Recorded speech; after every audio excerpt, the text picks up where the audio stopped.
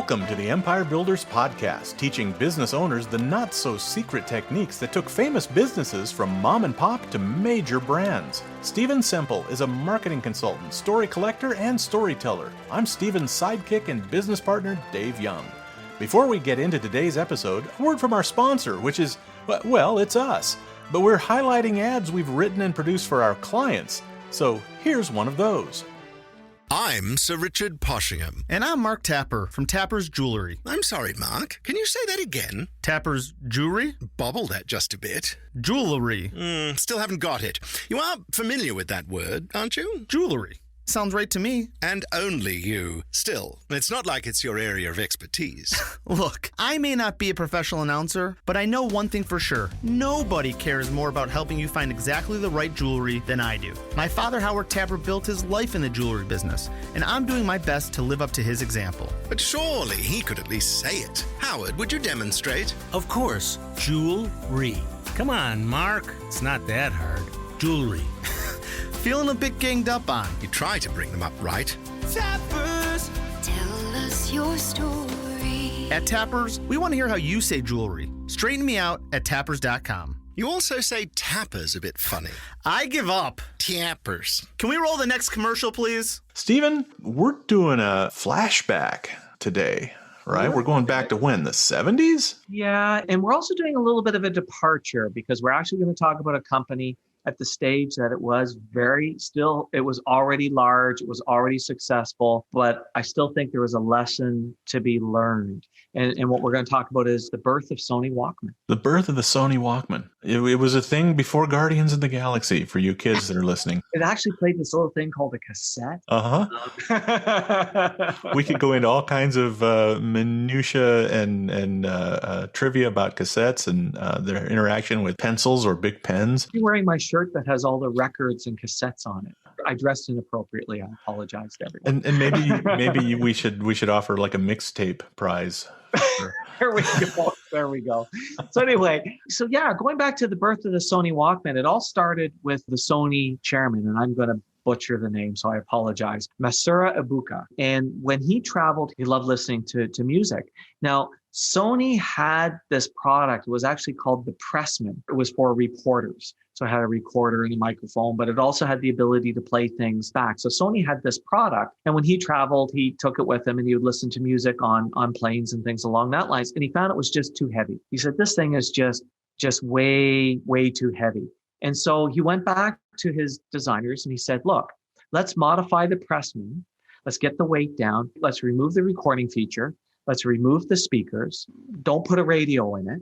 But let's strip this thing down that basically all it does is play a cassette through headphones. That's it. That's what this will do. Nothing more. No speakers, no record, no radio, no bells, no whistle, no nothing. Doesn't even have to be much bigger than a cassette. Right. Itself. If we go back, and if you go back to the early Walkmans, they were not much. Like, it was funny when CDs came out and they went to the Discman. The Discman was actually bigger than the Walkman because you had to fit a CD in it.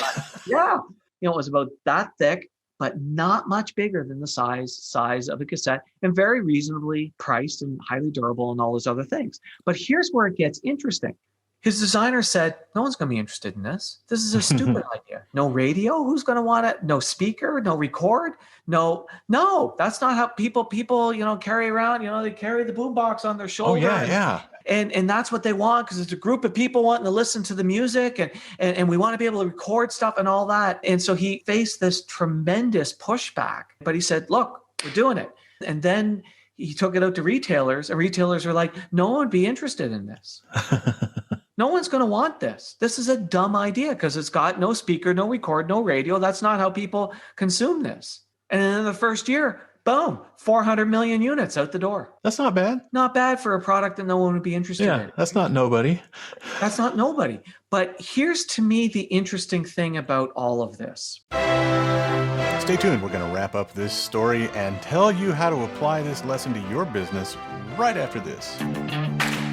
Brought to you by the Least Full of Shit Marketers Association of America. Yes, that's a low bar, but we clear it mightily. We're also the largest pay-per-performance branding group in North America, and that part's for reals.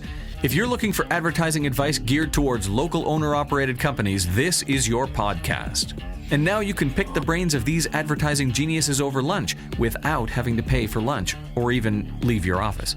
We're talking 90 minutes of straight answers to all your burning questions about lead generation, customer acquisition, mass media branding, how to get off the paper crack treadmill, anything you want, and the only coin required is candor.